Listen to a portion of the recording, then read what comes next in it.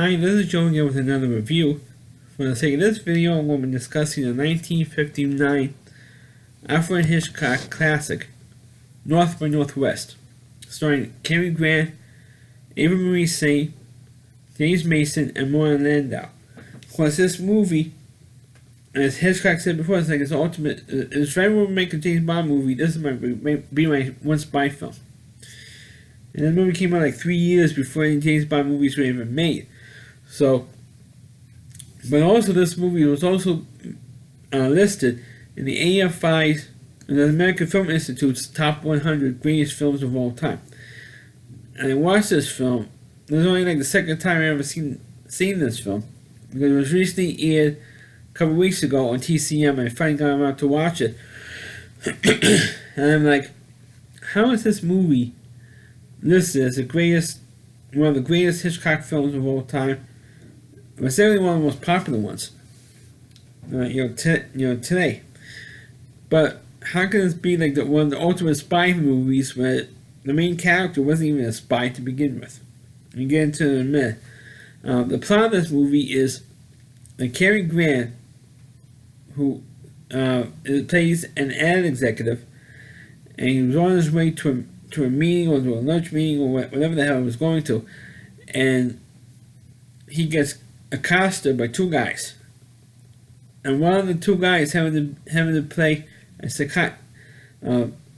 Jimmy Pierceau's psychiatrist in the baseball film Fear Strikes Out, which came out just 2 years earlier, 2 years before this film.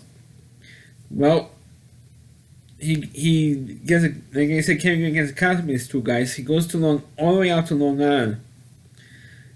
It was in those days, it was a long schlep from Midtown Manhattan to Long Island. It's a long trip in those days. And it's not longer now with the traffic.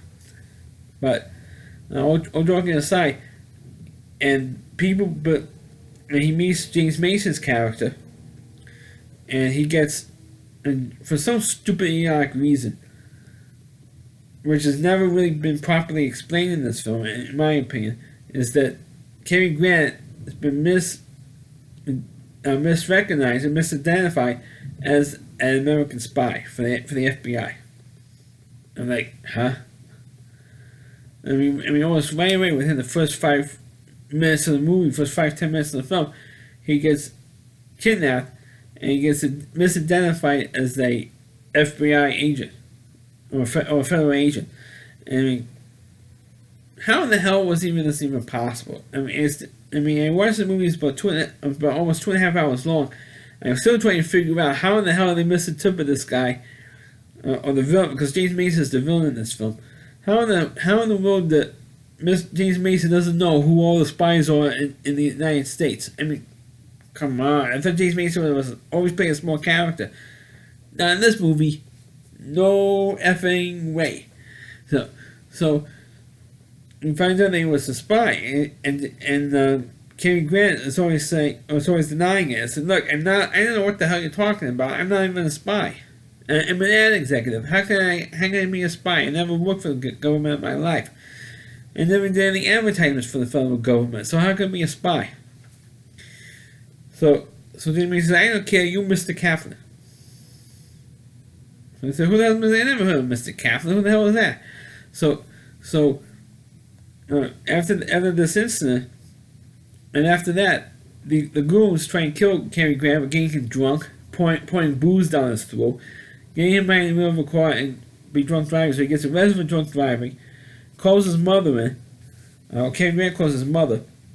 He gets called in and says, look, I'm going to find out what the hell is going on.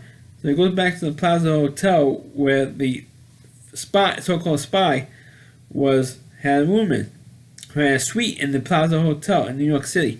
So he goes to back to the Plaza Hotel, goes to the suite, and everybody in the hotel can call him the name of the spy. Okay, well, that stuff was going on. The real spies, American spies, found out that this guy got accosted by the villain, by James Mason's character, and they misidentified him as Mr. Kaplan. Now, the Kaplan character was totally made up by the spy service, by this American agency.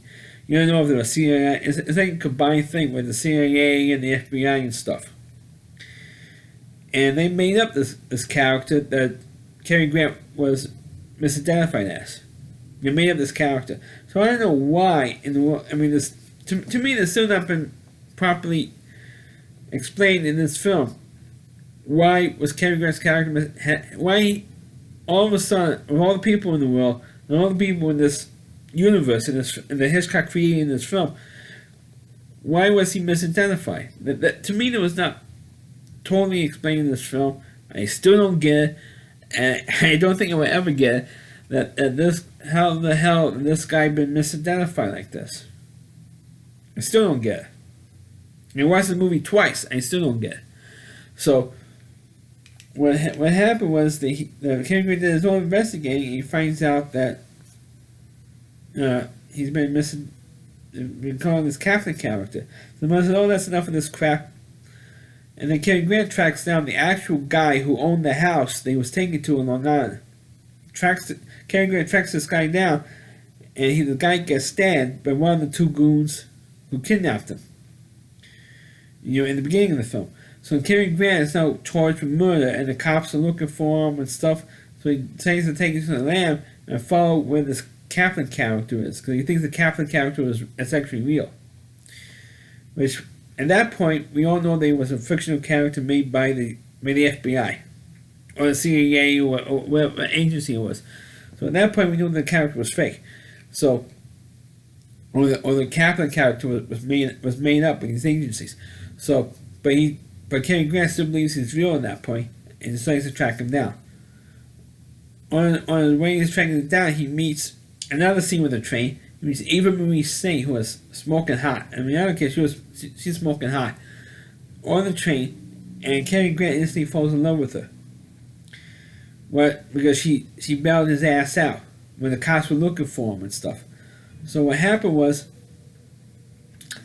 he finds out, Cary Grant finds out later on that Ava Marie Saint was working for the James Mason character in the film. And he gets pissed off at her because he now finds out that she's a traitor. But he finds out, Cary Grant finds out who's behind this whole scheme with the American government, and he finds out that Ava Marie Saint is the actual spy in the story, and they ask Cary Grant to help bail her ass out, and it says, "Why should I help her out? She stabbed me in the back. I thought she was in love with me, even though she's in cahoots with this guy." He said, "Well, that's her undercover job, is to infiltrate his organization, James Mason's organization, and to get whatever he's up to, or to tell us whatever he's up to." And what James Mason was up to was getting this little statue at an auction that has a microfilm in there. And so they found out that he has like this microfilm in there, in this little statue. And so what he did was, to get the statue, he gets the mic, Cary Grant does, tracks him down to the to Mount Rushmore. And you see, and there was a pretty good action scene on Mount Rushmore. I don't know how much of it was actually filmed at Mount Rushmore, or was a facsimile in a movie studio, just to make it a little bit more safer for the actors. But they had some very, very good stunt work in that particular sequence. And of course, what happens is Cary Grant does win. James Mason gets arrested. His goon, Warren Landau, he dies, and they get the the microfilm back. They get the microfilm from James Mason's character, but the film, and of course, the film ends with the two characters, Ava Marie Saint and Cary Grant got married, and they're on the train, and they're about to make out, have sex on the train, and that's how the movie ends. Spoiler. But as a film itself, I thought it was just a little bit too long. for me. And like I said earlier, it was not properly explained how James Mason or James Mason's guys confused Cary Grant for the real spy. And of course, by the end of the movie, not before they had the big action scene on Mount Rushmore, they did find out, or James Mason found out, that Catherine was a fictional character made by the spies involved. Spies that were actually involved, I should say. But the film was a total, I want to say it's a total mess up, but it is a good piece of action cinema, and it is a good action film, especially all the stuff at the end, and Cary Grant trying to get himself out of it, which is, it was interesting to see how he got out of it. But to me, I know I mentioned this a couple of times already in this video, they didn't really properly explain how in the world James Mason or James Mason's goons mixed him up with a fictional character, or didn't know that the character was made up. I mean you have to suspend your disbelief a little bit in this film, just to make it believable, in my opinion. Of course, the most famous scene, which I didn't even mention, was the scene where Cary Grant was supposed to meet this captain guy out in the middle of this field somewhere. So the bus stops. There's like this bus stop in the middle, literally in the middle of nowhere, out in this field, and here comes a biplane attacking him. So that's like a scene right out of a James Bond movie. And like I said, this movie came up 3 years before the first Bond movie that came out, which was Dr. No. So you had the scene where Cary Grant's being attacked by a biplane, and I'm not going to say how the movie that particular scene ends, for those of you who haven't seen it, but it's definitely like that sequence, and of course the sequence in Mount Rushmore, are the two best scenes in the movie. But it takes you so long to get to those two sequences that's unbelievable. But that's how. It's Hitchcock. It takes a long time to get to the best scenes in each one of his movies, in my opinion. He did it with The Birds. He also did it with Psycho. When it takes you about almost an hour into the movie when you see the famous shower scene. It takes you but about as long, or almost as long, when you had the famous scene in The Birds with Tippi Hedren in the phone booth with the birds attacking, or when the kids running down the street and the birds attacking you from the playground, the school's playground. It takes too long to get to this stuff. But that's Hitchcock for you.